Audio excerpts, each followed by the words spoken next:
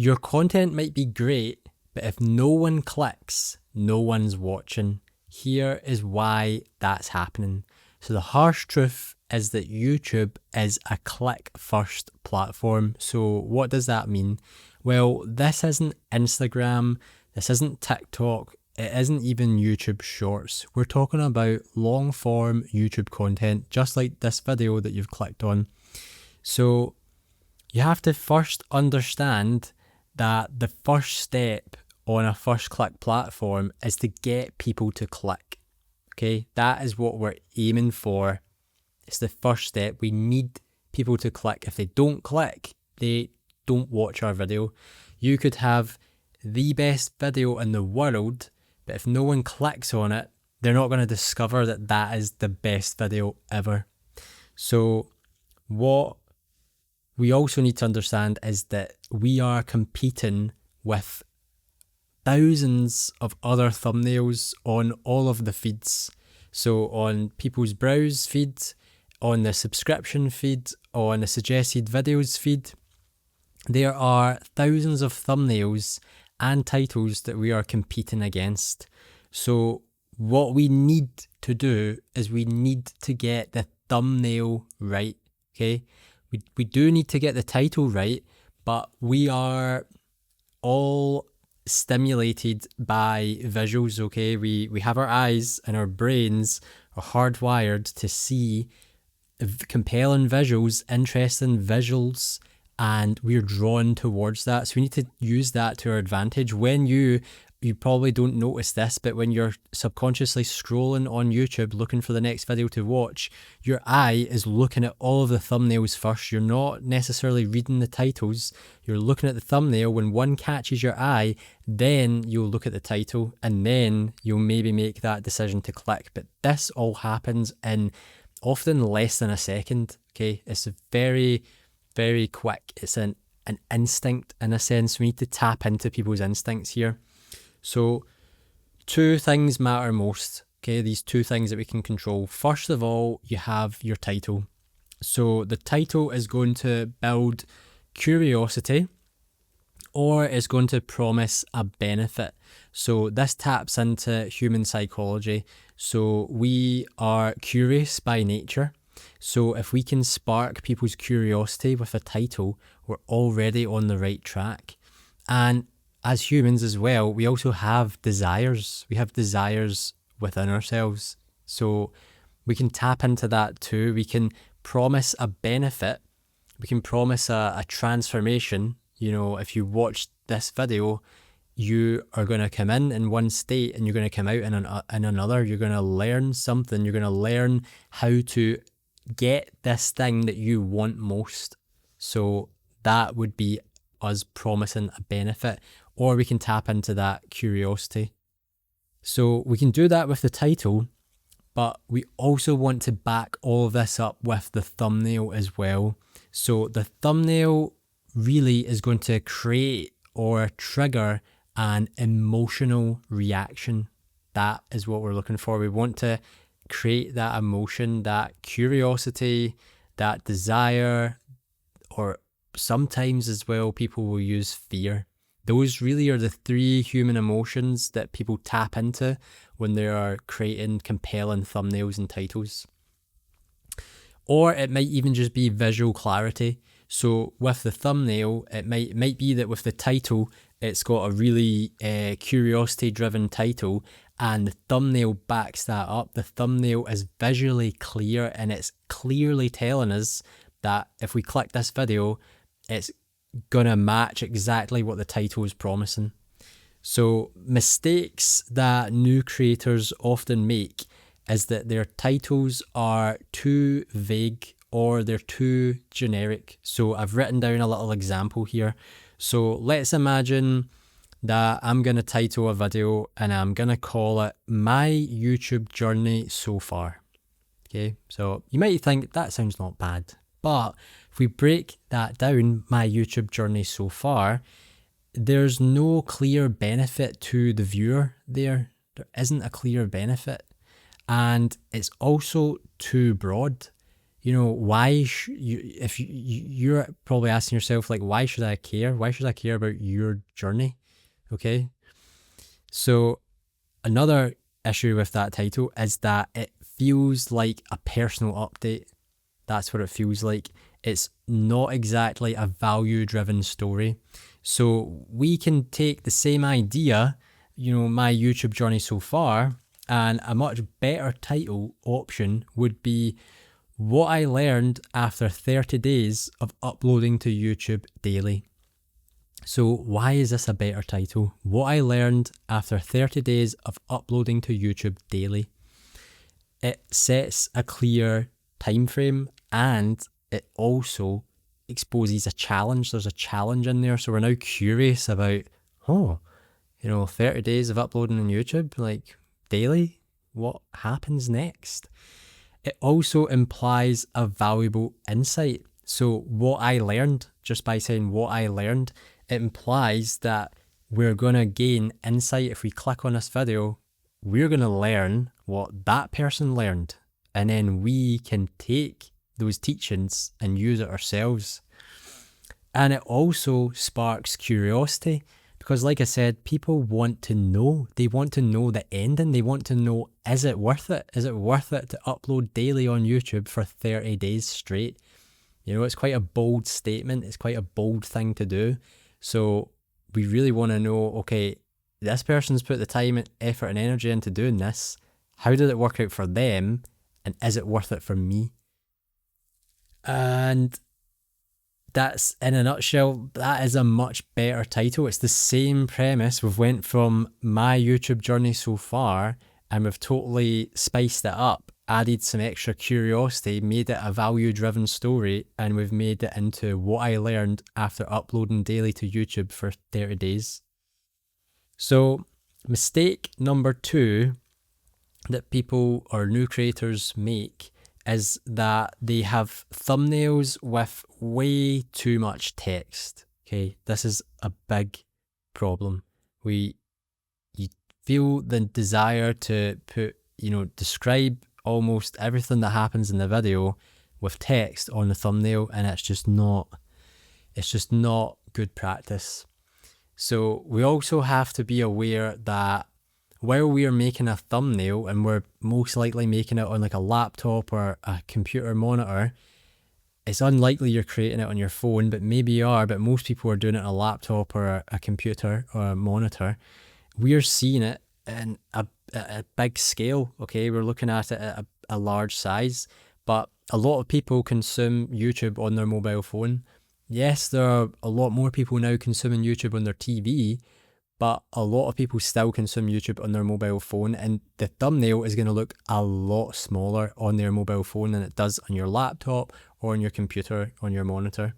So we have to understand that if we overload the thumbnail with lots of text, it might, even having lots of text isn't good anyway if you're viewing it on a TV, but having all of that text, it might not even be legible. You might not even be able to read it on a mobile phone, on a mobile device. So a little tip that I can give you to create a good thumbnail is the squint test, and I've used this a lot myself. So if essentially a really good thumbnail is a thumbnail where if you squint, if you're like this and you're squinting and you can just vaguely see what it is, if you can understand what that video represents by squinting and not being able to see the whole thing clearly, that is a good thumbnail. Because it's clear, it's visually clear, and that's what we're aiming for. We don't want to clutter it. We don't want to make it confusing. We want it to be simple and clear, to the point, and it should back up and reinforce the title. So what I've learned so far from testing, because this is my second channel, my first channel I started, it's like 6 months ago. It's going well. It's a travel channel, and so I've had more experimentation there with thumbnails than I have on this channel. I'm keeping things a bit more simple on this channel, but what I've essentially learned with both channels, creating thumbnails for them, is that clear is better than clever. So we might come up with like a really clever idea for a thumbnail, And the problem with that is, one, because we've came up with it and we think it's clever, we have this bias to use it. We're like, that's such a cool idea I have. I just want to put it out there and share it with everyone, and everyone's going to be like, oh, that's so clever, that's so cool.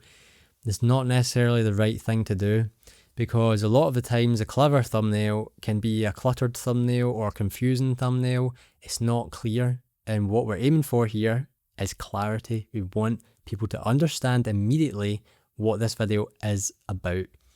So I've also learned that using faces and emotion they tend to perform better. So this isn't a golden rule, okay? And a lot of the times people will tell you not to use your face on your thumbnail if people don't know who you are.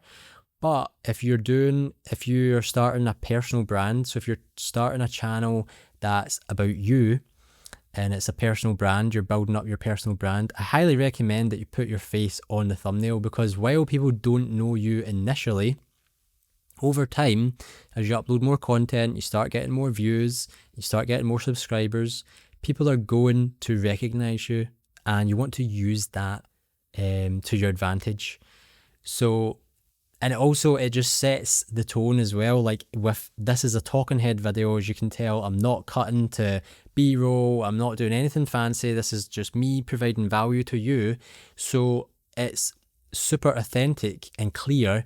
If I just use a still frame from this video, I pick a still frame that has my face and has a certain emotion that backs up the curiosity aspect of the title and the thumbnail, that makes a lot more sense than using some other, like a image of an inanimate object or like a graph or something like that. And obviously it's going to depend on the channel, but for the most part, we as humans, we are drawn to faces. Psychologically, we're drawn to faces, to recognize faces, to recognize symmetry and asymmetry, and we're drawn to people's eyes as well. So often if you're using a face, you want the face and the eyes to be looking at the camera, to be looking at the person on the other side of the camera on their screen, looking at the thumbnail, because you want them to connect with you. Often there are times where you maybe want to be looking away because you're trying to get across some sort of emotion, or depending on the video, but most of the time you want to be looking directly at the camera and have an emotion that backs up the direction you're going with the video. So one of the other things I've learned is that short and punchy thumbnail text works best. So try and limit your thumbnail text. So any text that you put on your thumbnail, limit that to no more than 4 words. Ideally 2 words, but no more than 4. And the reason this is it's just to the point. We want to grab people's attention. We want to make it super easy, because they're skimming through their feed, okay, at such a fast rate, and we want to grab their attention. That's what it's all about, so we can get them to click on the video. So that is going to help us ensure that people actually do click, okay, because this is a big problem where no one is going to click on your videos unless you're really working on the thumbnail. So that's what I've learned. What are some other actionable tips that I would recommend you adopt as well? So ideally, you actually want to design your title and your thumbnail before you actually film. So this isn't always doable depending on what you're filming, but for the most part, you normally will be able to pre-plan at least what your title is, if not your thumbnail. And if you have a really strong title and a really strong thumbnail from the get-go before you've even started filming, you've already won half of the battle, okay? So we want to focus on that. If you're in a situation where you can do your title but you can't do your thumbnail yet because you're going to take like a still from the footage, that's okay. At least you've got a strong title, a strong foundation to build the whole video around. But I highly recommend that you do your thumbnail first if you can. Have a great thumbnail in the bag. And the reason for this is that often we'll find, and I've experienced this myself, when you've made a video especially a video you're really pumped about and you want to share with everyone, you tend to rush the thumbnail because you want to get that video out there. And this is a big problem because, as we've discussed, you can create the best video, put all your time and effort into this masterpiece, but if you rush that thumbnail, you're doing a complete disservice to your video. So to completely avoid running into this problem, let's create the thumbnail first if we can. And let's say you are doing talking head videos like this and you need a certain emotion, a certain facial expression to represent the video. You can take a day where you don't have to do all these silly like posed faces and like shock faces and stuff like that. You don't need to do that, but you can just chat to the camera, maybe just shoot like a video, like on a day where you're shooting a video, shoot a bunch of videos, batch some recordings, and then just go through those videos, go through that footage and just pull out different frames of different emotions, different expressions, different hand gestures, pull them all out and create a library. So you have all of those already. It doesn't matter if you're not necessarily wearing the same clothes or what have you. So long as you're sitting, this is a talking head, you have the emotion, the video starts, maybe you're wearing something else, but it's still you. Okay, it's still going to flow seamlessly. So that is a good tip to allow you to actually create the thumbnail first if you're doing like talking head videos. So essentially, a strong title isn't clickbait, okay? It's a promise. That's exactly what it is. And so long as you deliver on that promise, people will stay to watch. So hopefully this helps you understand why no one is clicking on your YouTube video, and you now have some actionable tips that you can actually use to make sure people click on your video. But if you're still confused about how to start your YouTube journey, I've actually made a whole video with a step-by-step guide, basically walking you through how you should create your YouTube channel in 2025, and the year is today. So click here to watch that video to find out exactly how you can start your YouTube channel today with a step-by-step guide. And thanks very much for watching. I'll see you guys on the next one.